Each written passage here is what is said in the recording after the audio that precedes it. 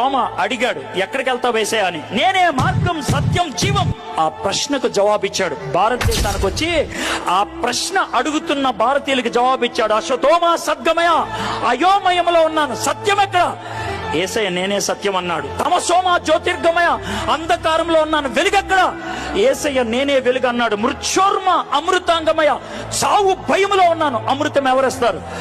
యేసయ్య అన్నాడు, నేనే పునరుద్ధానాన్ని, నిత్య జీవాన్ని. యేసయ్య ఇచ్చిన సమాధానాన్ని పట్టుకొని భారతదేశానికి వచ్చాడు. యేసయ్య ఇచ్చిన అనుభవాన్ని పట్టుకొని భారతదేశానికి వచ్చాడు. భారతదేశానికి సువార్త బ్రిటిష్ వాళ్ళు తీసుకురాలా, భారతదేశానికి సువార్త అమెరికా వాళ్ళు తీసుకురాలా, భారతదేశానికి సువార్త ఐరోపా ఖండము నుంచి రాలా, భారతదేశానికి సువార్త ఆసియా ఖండము నుంచి తోమా తీసుకొచ్చితే వచ్చింది. భారతదేశానికి సువార్త వచ్చింది క్రీస్తు శకం 53 అక్టోబర్ నెలలో. దిస్ ఇస్ ప్యూర్లీ ఈస్టర్న్, ఈశాన్యంలో పుట్టింది. ఇది పాశ్చాత్యంలో పుట్టింది కాదు. అమెరికా అప్పుడు లేదా, అమెరికా లేదు, అమెరికా లేదు. అమెరికాని కనుక్కుంది 15వ శతాబ్దంలో. భారతదేశానికి సువార్త వచ్చింది 1వ శతాబ్దంలో. మధ్యలో 1400 సంవత్సరాల గ్యాప్ ఉంది. దేవుడు భారతదేశాన్ని ప్రేమిస్తున్నాడయ్యా, నిన్ను ప్రేమిస్తున్నాడు, నన్ను ప్రేమిస్తున్నాడు.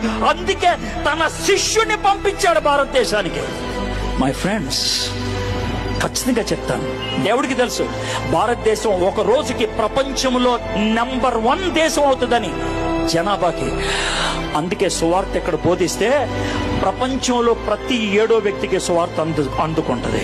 నేను సువార్త అందించేది డబ్బుల కోసం కాదు, సువార్త అందించేది పేరు కోసం కాదు, సువార్త అందించేది నీ మతం మార్చడానికి కాదు, సువార్త అందించేది నీ బతుకు మారడానికి. That's all. నీకున్న భయం పోగొట్టడానికి. అంత